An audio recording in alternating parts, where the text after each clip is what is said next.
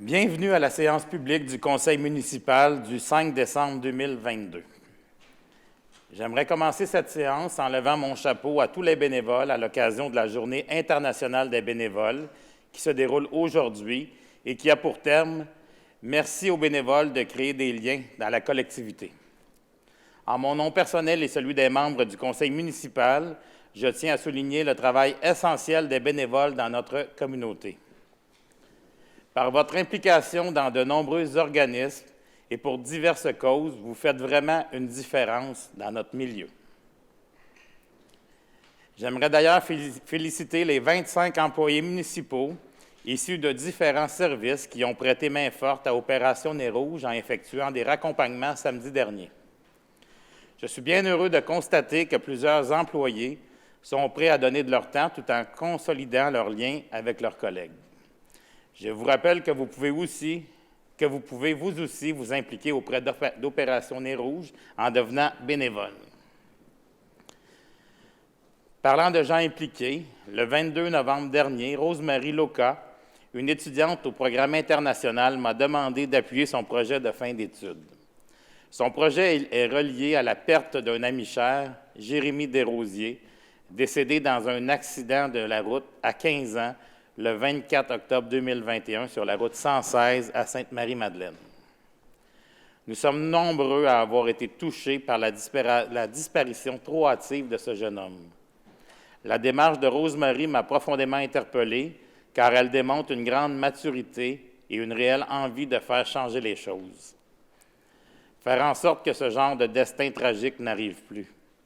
Je ne peux rester insensible à cela.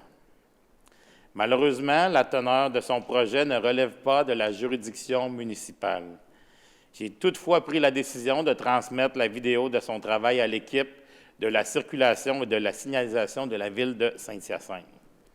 Car il est important que nous soyons sensibilisés pour rendre encore plus sécuritaires les tronçons routiers sur notre responsabilité. J'ai aussi mentionné à Rose-Marie que je parlerai ce soir des actions qu'elle demande de poser. Les voici.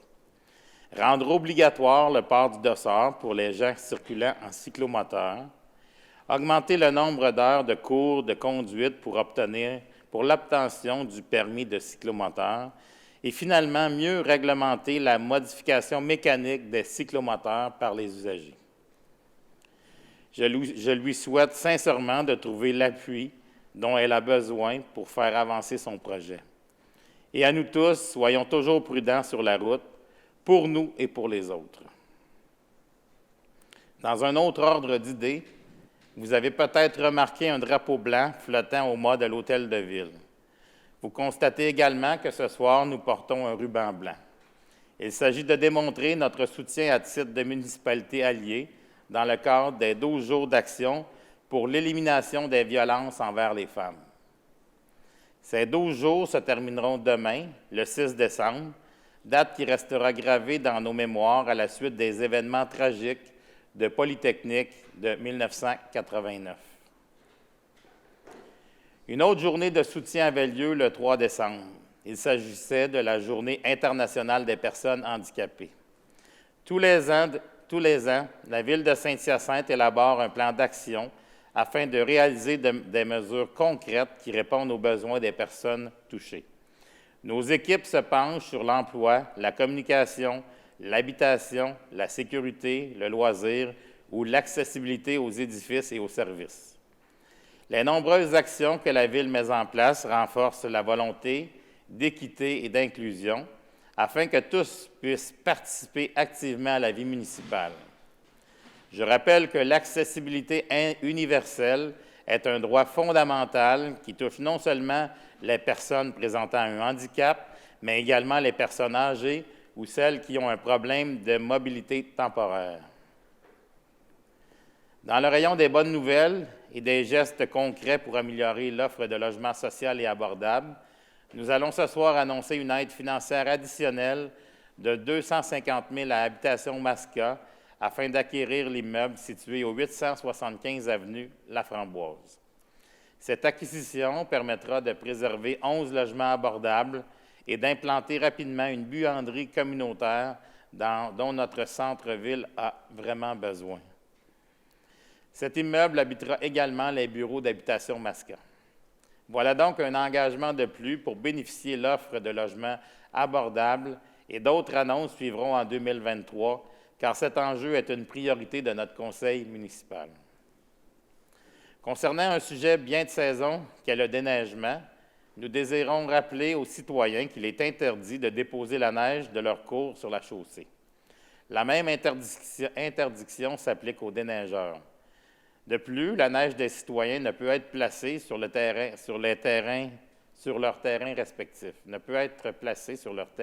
respectif. Il est interdit de déposer la neige de l'un dans la cour de l'autre, sous peine de sanction. Ces quelques règles de base faciliteront grandement les opérations de déneigement et le bon voisinage. Aussi, si ce n'est déjà fait, je vous encourage à vous abonner au service texto déneigement de la Ville de Saint-Hyacinthe. Plus de détails sont offerts dans la section Info-déneigement de notre site Internet.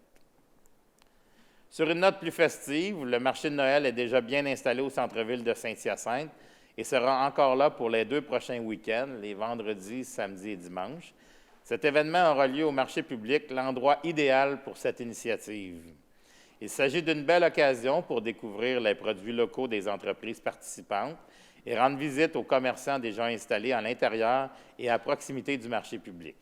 J'invite donc la population à participer en grand nombre à cet événement. Avant de commencer la période de questions du public, j'aimerais faire un retour sur l'intervention de la dernière séance publique concernant les possibles recours de la Ville en cas d'arrêt du chantier du projet de groupe sélection au centre-ville. Dans un premier temps, il est important de rappeler qu'il s'agit d'un projet immobilier privé. Les projets de groupe sélection sont dotés d'une structure corporative complexe.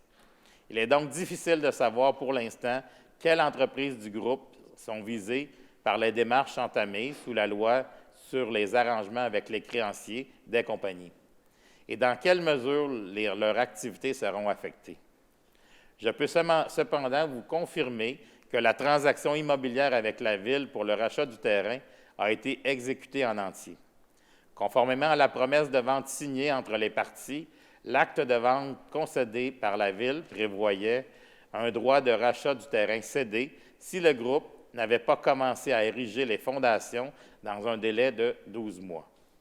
Comme le permis de construction a été émis le 14 avril 2021 et dans la mesure où les fondations sont réalisées, Groupe Sélection a rempli ses obligations. La Ville ne peut donc plus exiger la rétrocession du terrain vendu.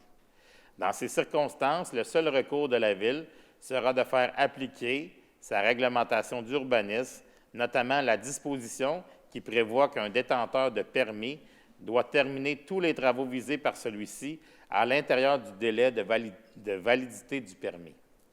Pour l'instant, nous allons laisser le temps aux contrôleurs des prêteurs de procéder au redressement financier du groupe, mais nous allons suivre étroitement l'évolution de ce dossier.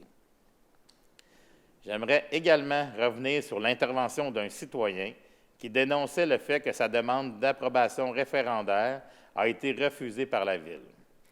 À la suite d'une analyse de ce dossier, le Conseil a été à même de constater que la demande d'approbation référendaire déposée au greffe par certains résidents de la rue Giroir-Est, 10 minutes avant la fin de la période de dépôt, n'était pas conforme à la loi et à l'avis public paru le 10 novembre 2022.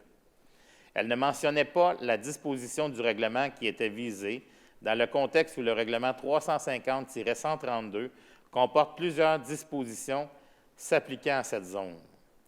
En rétrospection, il aurait été plus judicieux de recevoir la demande d'approbation référendaire et d'aviser le citoyen concerné ultérieurement de son invalidité.